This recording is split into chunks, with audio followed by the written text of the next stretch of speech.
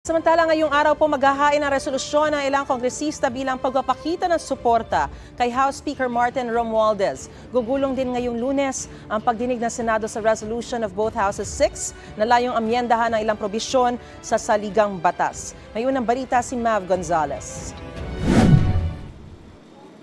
Nakatakdang dinggin ng Senado ang resolution of both Houses 6 na layong amyendahan ng economic provisions ng 1987 Constitution.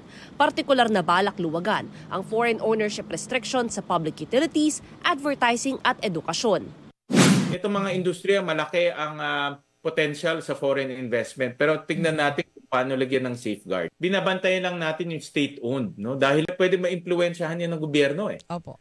Ng ibang bansa. Sabi ni House Deputy Speaker Quezon Representative J.J. Suarez, naniniwala silang tutuparin ni Senate President Mig Zubiri ang pangako niya sa Pangulo na aaprubahan ang RBH 6 bago ang Holy Week break ng Kongreso sa Marso. Kasabay ng pagdinig ng Senado, nakatakdaring ihain sa Kamara ang resolusyong nagpapakita ng suporta kay House Speaker Martin Romualdez. Nais din ng resolusyon na pagtibayin ang integridad at dangal ng Kamara sa gitna ng anilay intense assault ng Senado na labag sa interparliamentary courtesy. Ayon kay Senior Citizens Party List Representative Rodolfo Ordanes, pumirma sila ng manifesto bilang suporta kay Romualdez. Hindi ba yung pagkakaroon ng ganitong manifesto parang loyalty check din? Nagbibilang kung ilan ang suporta pa rin po kay Speaker? Siguro po, pwedeng ganoon din dahil nga nakapirma, suporta tayo.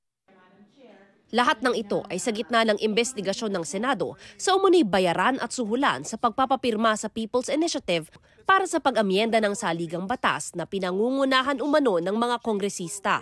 Sabi ni Senadora Amy Marcos na nangunguna sa pagdinig, pinahahanap sila noon ng ebidensya para sa kaso ng bigayan sa People's Initiative.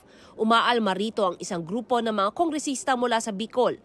Sabi ni Camarines Sur 2nd District Representative El Rey Villafuerte, labag sa bicameral setup ng Kongreso na imbestigahan ng isang kapulungan ang mga miyembro ng kabilang kapulungan lalo kung wala naman aniyang dapat imbestigahan. Sabi naman ni Senador Win Gatchalian, nasa Kamara na kung gusto nilang magpahayag ng suporta sa Speaker. Pero sa usapin ng pakikialam umano ng Senado sa kanila, trabaho namin to.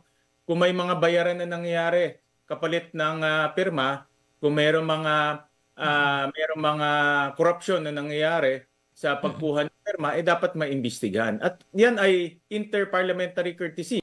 Dagdag ni Gatchalian, sa People's Initiative naman talaga nagsimula ang bangayan ng Senado at Kamara. Ito ang unang balita. Mav Gonzalez para sa GMA Integrated News. Mga kapuso, para una ka sa mga balita, mag-subscribe sa GMA Integrated News sa YouTube. Sa mga kapuso abroad, subaybayan niyo po kami sa GMA Pinoy TV at sa www.gmanews.tv.